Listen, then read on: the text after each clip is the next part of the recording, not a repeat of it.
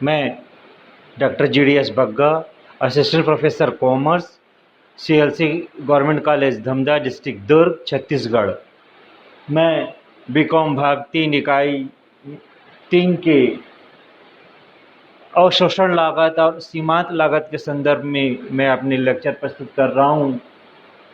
वर्तमान प्रतिस्पर्धी व्यावसायिक जगत में व्यावसायिक सफलता प्राप्त करने के लिए व्यवसायी को न केवल अपनी लागत का सही ज्ञान होना चाहिए वरन लाभ का भी सही ज्ञान होना चाहिए। लागत एवं लाभ के ज्ञान के लिए परंपरागत तकनीक में जहां अवशोषण लागत विधि का उपयोग किया जाता रहा है, वहीं आधुनिक युग में सीमांत लागत लेखांकन विधि का उपयोग किया जाता है। सबसे पहले चर्चा करते हैं अवशोषण लागत विधि। अवशोषण लागत विधि लागत ज्ञात करने की वह विधि है जिसमें निम्नलिखित लागतों को प्रदर्शित किया जाता है। सबसे पहले प्रत्यक्ष सामग्री लागत। प्रत्यक्ष लागत का मतलब ऐसी लागतों से लिया जाता है जो एक लागत केंद्र से संबंधित होते हैं। यदि ऐसी लागतें सामग्री से संबंधित हैं तो उसे प्रत्यक्ष सामग्री लागत कहते हैं।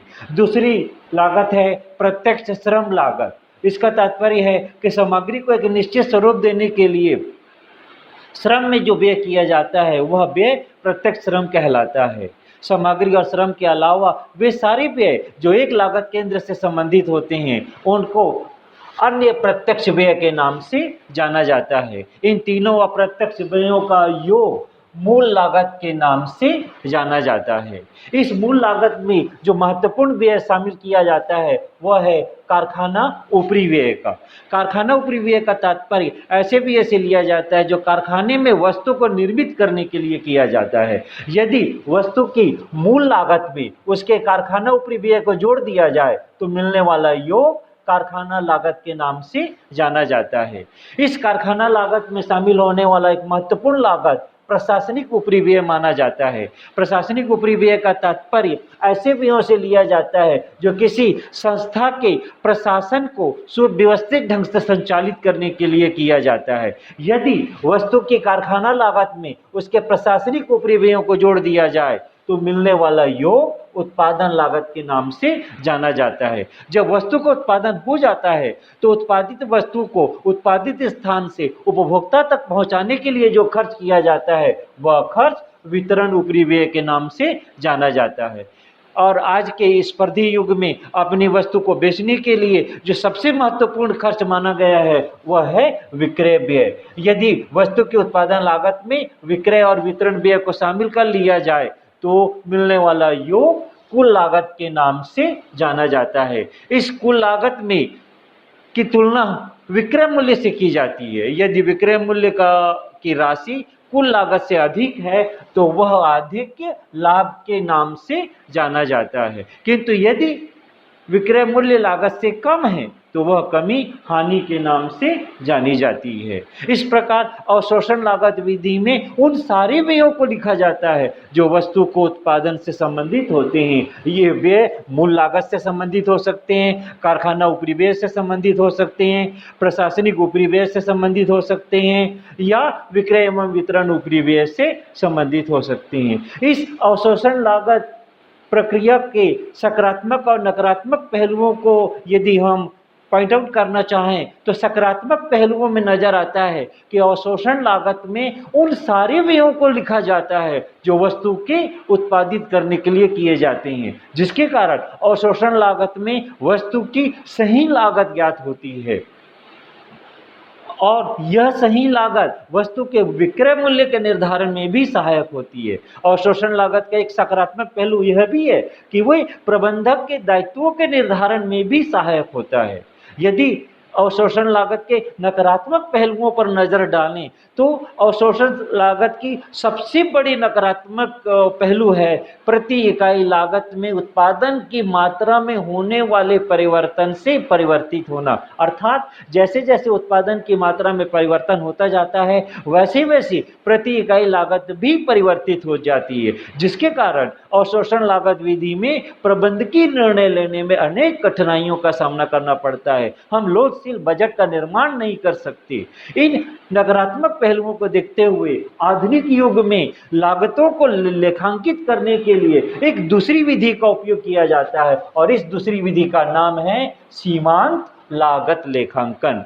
सीमांत लागत लेखांकन लागतों को लेखांकित करने की वह विधा है जिसमें वस्तु की लागत को स्थिर और परिवर्तनशील लागत के रूप में बांटा जाता है। स्थिर लागत का तात्पर्य उन लागतों से लिया जाता है जो कुल के रूप में उत्पादन के अलग अलग मात्रा में स्थिर रहती है, किंतु प्रति इकाई के रूप में उत्पादन जैसे जैसे बढ़ता है प्रति इकाई लागत स्थिर लागत कम होती जाती है। इसके विपरीत उत्पादन जैसे जैसे कम होता जाता है वैसे वैसे प्रति इकाई स्थिर लागत बढ़ती जाती है। इसी तरह यदि हम परिवर्तनशील लागत की प्रवृत्ति को देखें तो परिवर्तनशील लागत प्रति इकाई के रूप में उत्पादन के अलग अलग स्तर में स्थिर रहती है, किंतु कुल के रूप में उत्पादन बढ़ने के साथ बढ़ती और उत्पादन घटने के साथ घटती है। सीमांत लागत को यदि हम एक शब्द में परिभाषित करना चाहें तो ये कह सकते हैं कि एक उत्पादक जब अपने कुल उत्पादन की इकाइयों में एक इकाई बढ़ाता या घटाता है तो बढ़ाने या घटाने पर उसके कुल लागत में जो परिवर्तन आता है वह परिवर्तन सीमांत लागत कहलाता है। फॉर एग्जाम्पल, एक उत्पादक 100 इकाइयों का उत्पादन करता है और 100 इकाइयों के उत्पादन की लागत 1000 आती है और वह 101वीं वस्तु का उत्पादन करता है जिससे लागत 1000 से बढ़कर 1003 हो गई। तो लागत में जो वृद्धि हुई है वही वृद्धि सीमांत लागत लेखांकन के नाम से जानी जाती है। यदि सीमांत लागत लेखांकन की विशेषताओं को ध्यान से देखा जाए तो सबसे पहली विशेषता लागत के अध्ययन और विश्लेषण की तकनीक के रूप में है कि सीमांत लागत लेखांकन लागतों के अध्ययन और लागतों के विश्लेषण की एक महत्वपूर्ण तकनीक है। सीमांत लागत लेखांकन की दूसरी विशेषता है कि इसमें कुल लागतों को 2 भागों में बांटा जाता है, एक स्थिर लागत और एक परिवर्तनशील लागत। स्थिर लागत की एक महत्वपूर्ण विशेषता है कि ये उत्पादन के एक निश्चित पैमाने तक कुल के रूप में स्थिर रहती है, किंतु प्रति इकाई के रूप में उत्पादन बढ़ने घटने के साथ परिवर्तित होती रहती है। इसी प्रकार परिवर्तनशील लागत की एक महत्वपूर्ण प्रवृत्ति है कि ये प्रति इकाई के रूप में उत्पादन के अलग अलग पैमाने पर स्थिर रहती है, किंतु